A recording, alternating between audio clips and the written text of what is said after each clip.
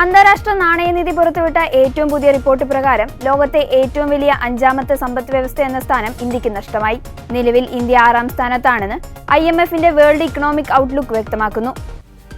ഇന്ത്യയുടെ സാമ്പത്തിക വളർച്ചയിലുണ്ടായ കുറവല്ല, മറിച്ച് രൂപയുടെ മൂല്യത്തകർച്ചയാണ് ഈ മാറ്റത്തിന് പ്രധാന കാരണം.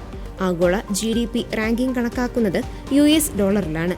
ഡോളറിനെതിരെ രൂപയുടെ മൂല്യം 90 കടന്നതോടെ ഇന്ത്യയുടെ ആകെ സാമ്പത്തിക ഉൽപ്പാദനം ഡോളറിൽ കണക്കാക്കുമ്പോൾ മുൻപത്തെ അപേക്ഷിച്ച് കുറഞ്ഞതായി രേഖപ്പെടുത്തപ്പെട്ടു. 1ാം സ്ഥാനത്ത് അമേരിക്കയും 2ാം സ്ഥാനത്ത് ചൈനയും 3ാം സ്ഥാനത്ത് ജർമ്മനിയും 4ഉം 5ഉം സ്ഥാനങ്ങളിൽ ജപ്പാൻ, ബ്രിട്ടനും 6ാം സ്ഥാനത്ത് ഇന്ത്യയുമാണ്. ഇറാൻ യുദ്ധവും മിഡിൽ ഈസ്റ്റിലെ സംഘർഷങ്ങളും ക്രൂഡ് ഓയിൽ വില വർദ്ധിപ്പിച്ചു. എണ്ണ ഇറക്കുമതിയായി ഇന്ത്യക്ക് കൂടുതൽ ഡോളർ ചിലവാക്കേണ്ടി വരുന്നത് രൂപയെ ദുർബലപ്പെടുത്തി. ആഗോള വിപണിയിലെ അനിശ്ചിതത്വം കാരണം നിക്ഷേപകർ ഇന്ത്യൻ വിപണിയിൽ നിന്ന് പണം പിൻവലിക്കുന്നത് ഡോളറിന്റെ ആവശ്യം വർദ്ധിപ്പിച്ചു.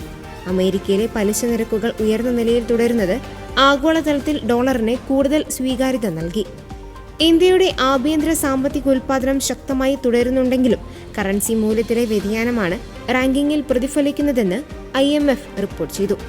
ആശ്വാസകരമായ കാര്യങ്ങൾ റാങ്കിങ്ങിൽ പിന്നോട്ടു പോയെങ്കിലും ഇന്ത്യ ഇപ്പോഴും ലോകത്തെ ഏറ്റവും വേഗത്തിൽ വളരുന്ന വലിയ സമ്പദ് വ്യവസ്ഥയായി തുടരുന്നു. അടുത്ത 2 വർഷത്തിനുള്ളിൽ 6.4% മുതൽ 6.5% വരെ വളർച്ചയാണ് ഇന്ത്യക്ക് പ്രവചിക്കുന്നത്. ബ്രിട്ടൻ, ജപ്പാൻ തുടങ്ങിയ രാജ്യങ്ങളുമായി ഇന്ത്യക്ക് ചെറിയ വ്യത്യാസം മാത്രമേ ഉള്ളൂ എന്നതിനാൽ കറൻസി മൂല്യം മെച്ചപ്പെട്ടാൽ ഇന്ത്യക്ക് 5ാം സ്ഥാനത്തേക്ക് തിരിച്ചെത്താൻ സാധിക്കുമെന്ന് സാമ്പത്തിക വിദഗ്ധർ വിലയിരുത്തുന്നു.